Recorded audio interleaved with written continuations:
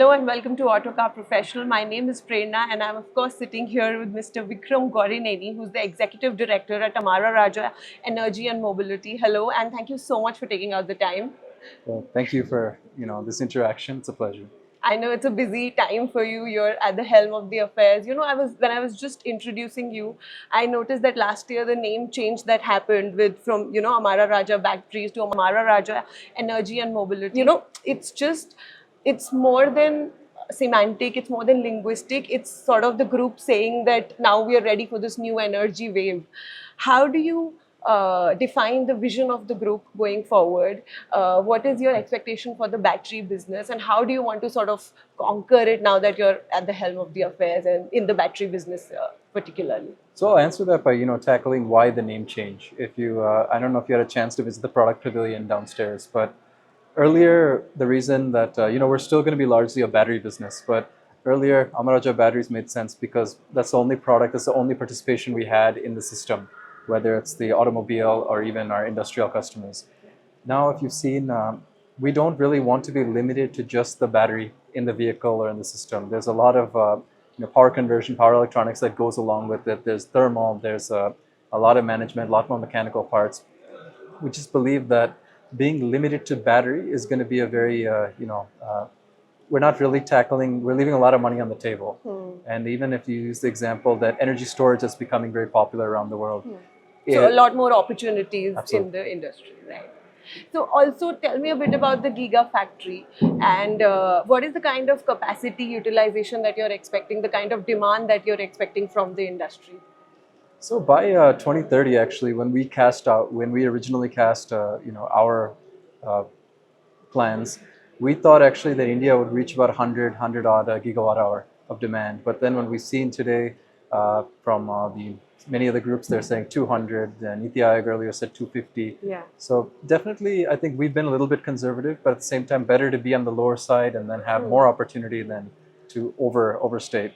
Our battery capacity that we originally talked about was 16 gigawatt hour in the cell and 5 gigawatt hour in pack. Today, the pack facility is ready. We'll be inaugurating that, very soon, and it's going to be running at around just the first line. So not utilizing the entire 5 gigawatt hour right now, largely catering to our two-wheeler and three-wheeler customers. But the pack facility, I think it can grow much larger, and we won't limit it to this location because many customers may want us to be, co-located. It's a bigger component. Let's not ship it. On the cell facility, we'll be starting with an initial capacity of about 4 gigawatt hour, 2 on LFP, 2 on NMC, and that'll be scaling very fast. I would say with our new relationship with Goshen Innobat and some of the customers that are now showing interest, at least 16 would be our plans during this time. But if any revision is done, we'll only revise upwards. Okay. And is there any revision? You've also announced an investment of 9,500 crores for the whole, program. So any recalibration on that front, or that's going to stay as it is? No, I think the amount would also, be influenced by two factors. One, if we increase the capacity, that'll also go up naturally. I don't have an exact number yet because we're trying to, gauge the renewed demand with the partnership. But the second is we also feel that 9,500 for 16, or this, the total investments that we talked about, it'll probably be optimized, to a significant portion. So at a per gigawatt, what we thought we would have to invest with Goshen knowledge and our partner, we believe that can be squeezed. Sure. And your partnership with players like Ather Energy, are there more to come? How are you planning to leverage all these partnerships in the industry? How important are these to sort of partner together and grow together, so to say? Because it's very important in the automotive sector. So how do you plan to sort of calibrate that going forward? So the partnership with Ather, I think we're very happy about it. Ather in the industry is known to be extremely, technically a bit of a superior product, very good pack design. They don't take their sourcing decisions easily. So the idea here is that they want a localized supply. They're very clear on that. They have taken a lot of pride about, being a very locally, not just locally manufactured, but locally designed product. So this is something that we want to use a lot of their knowledge, their data points from their usage of their vehicles to talk about, okay, what exactly should the cell characteristics be? How do we spec this correctly? So the design phase will work together with them to really say not only what we're getting from the partner, but exactly how it needs to look to be worthy of an Ather vehicle. Sure. After that, I think it adds a lot of credentials to our story. We are talking to several OEMs, existing pack customers of ours, fresh customers that are not buying anything from us so far, but uh, nothing to share, but a lot of conversations underway. It's very important for us that these kind of agreements, I wouldn't call them off-take exactly, because they're not like absolutely binding that this volume is coming up, but the amount that we have to spend to get into this business, it's not,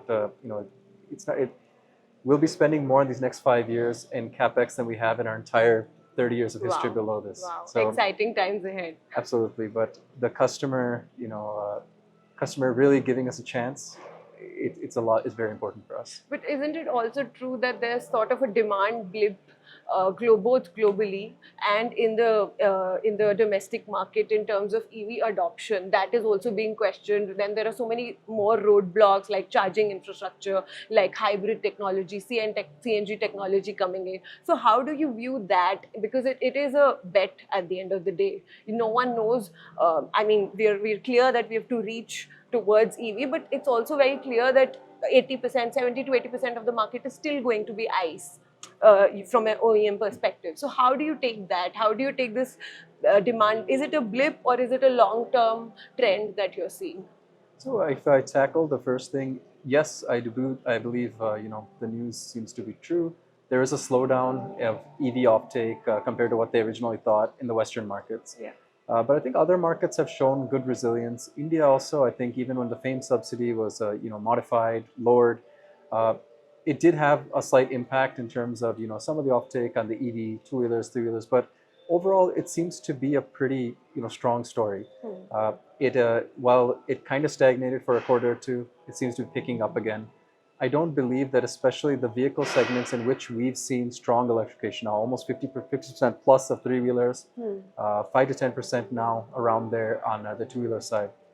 This is not going to reverse. If it slows down, if it's a little slower to uptake, I think it's okay, but it's more or less a trend that's only going to keep increasing. So these are vehicle segments that really don't exist in Western markets, so I think we're a little bit immune to that. Coming to where we see threats to electrification, hybrid, CNG, honestly, when we look at it, the base effect of India, we are hardly 22 cars per 1,000 people. And earlier, one of the gentlemen that was presenting was talking about the US is 1,200, Europe is 900, China is much higher than us. So even among the developing world, we're a very, very low vehicle penetration. So I think, to be fair, I think it's a grand buffet. All of us can invest in every technology and they'll all coexist. So CNG has a place, the diesel has a place, hybrids have a place, EVs will have a place. When the vehicle population is also so low in India, I think. So it's all going to coexist Absolutely. after a point. But tell me something, is intense competition from China a problem at this point? Because your sourcing and the kind of business that you're in, China is way ahead, and we know about their electrification penetration. We know about how they control the whole, like not the whole, but a major part of the cell supply chain. So how do you deal with that? I think it presents a challenge and an opportunity, because what we have seen is that the kind of developments the Chinese have made in order to be cost competitive, to secure supply chains, be vertically integrated. Nobody in the world has done that, right? Nobody else is even really making the real moves to do that. I think a lot of people have made announcements, but ultimately you can choose to just keep them out, and then probably we won't have a rich industry because we won't learn enough. But even Western markets, they've kind of, I think, decided that they can't do it without them. It's better to partner with them. I think that's the approach we've taken, that we have to localize. We have to finally make the products at quality and scale in India. But it's better to just partner with the people who know how to do it best. Over a period of time, we want to, definitely our vision is not to stop at the cell and pack, but we think there's a real need to, whether we do it completely in-house ourselves, we invest, we just partner, we encourage local suppliers. The battery supply chain has to be localized in India to the extent it can. We can't move resourcing and mines, but we can definitely start refining and all the necessary steps to actually make batteries from scratch in India. Sure. But where is the bigger opportunity? Is it serving the Indian market or making in India for the world, like they say, export opportunity? Is that also big for you at this point? I think exports is definitely something that over a period of time India needs to look at. But right now, if you look, there's local capacity being set up everywhere. The US market, they have gigafactories coming up. Europe, they have gigafactories coming up. So when they have their own factories coming up, will they not put similar protectionist practices to make sure those factories are successful? But still, I think India, especially as countries around us start to electrify that don't have as much industrial scale, being able to go on an export manner is very good. And by then, our country that has 1.5 billion people and the market is growing, we have the safety of a very, fast growing domestic market that can always be catered by us. And then we can probably piggyback on the exports as well. Yeah. I have a really fundamental question. Like, for example, even domestically, players like Ola Electric, which is touted to be this aggressor in the market, even in the two-wheeler segment, it is the largest selling electric two-wheeler in the country, surpassing legacy players. And now it's set up a gigafactory. Reliance is getting into it. So a lot of action is happening even on this front, domestic competition. How do you stay ahead of the curve? What is the differentiator? Is it price? Is it the chemistry that you do? How does this sort of keep you awake at night to in terms of the competitive landscape within the country? Oh, I think it provides opportunity. The I think if I look at the two players you mentioned, they have very big plans, but they don't make up the entire market, right? So we talked about maybe 200 gigawatt hour plus of demand, and even if each of them sets up 20, 30, 40 gigawatt hour, there's plenty left for me and Yeah. my scale. So there's enough opportunity for everyone to grow. I believe so. And in terms of the technology, chemistry, supply chain, we try to largely mitigate those risk factors by going through a partnership. But ultimately, I think the secret sauce is going to be who industrializes successfully first. On that front, I think especially in chemistry and battery manufacturing, I think Amara Raja, our work of the past speaks for itself. Sure. And probably I want to remain understated. Rather, I just think whoever industrializes successfully is going to succeed here. I wouldn't read too far into technology. A lot of other things. Many of us, the products we put out are going to be similar in technology at the end of the day. But I would say that maybe people who are really driving up the PE valuations and all, they're underestimating the difficulty of industrializing, serving automotive customers, which I think we've done very successfully for 30 years. And what about the long-term vision in terms of, there's still a debate about whether solid-state batteries are going to stay or lithium-ion is the future. It's going to stay for another decade or maybe 2 more decades. How do you prepare for the future? Because again, it's still anticipating demand, anticipating the kind of technology that will be the norm in the future. So how do you prepare for the future in that sense? So I think definitely, dipping our toes in all new technologies, understanding, okay, where do I think sodium is headed? Where do I think solid state's headed? But by doing that, I think we also have Goshen, who has a very, long roadmap of technologies they work on.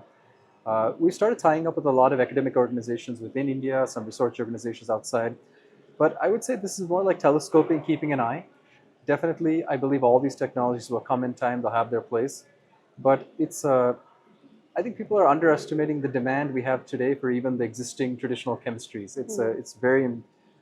It's huge. I don't think that you can really take a wrong bet by going by tried and tested right now, because when all these new technologies come when they're first launched, they'll come at a certain cost, they'll come at certain metrics. They may go into specific specialized niche applications, but the bulk of the market doesn't change quickly. Even if you look at semiconductor, TSMC is talking about 2 nanometer chips, but the bulk of the world still runs on 20-year-old chip technology. Yeah.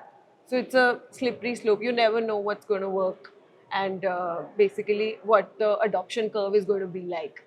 Lastly, I have to ask you, globally, subsidies have sort of catapulted in countries in becoming electrified, and even in India, when we saw that FAME 2 subsidy sort of slipping away, there was an impact on the market, on the prices, on consumer demand. There are schemes like PLI, EMPS. How do you look at the regulatory framework? Do you expect more to happen, or do you think that it's enough for the country to sort of go to the next phase of adoption curve?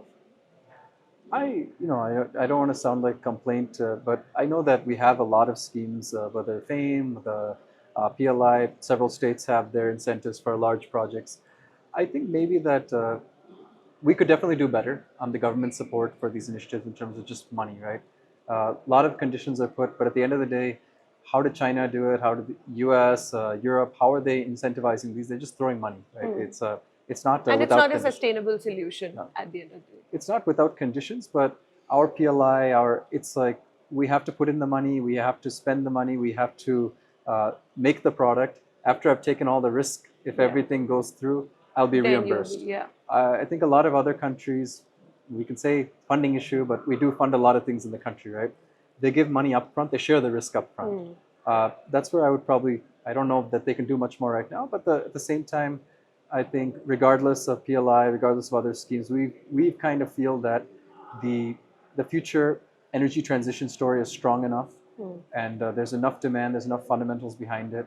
With the type of partnerships and cost benefits that we hope to get on supply chain, conversion cost, we're going ahead regardless of government policy. Wow, on that positive note, thank you so much for speaking to us, and all the best. We would be looking at the company, and it's very interesting time for the industry ahead as well. Thank you so much for your Thanks so time. much.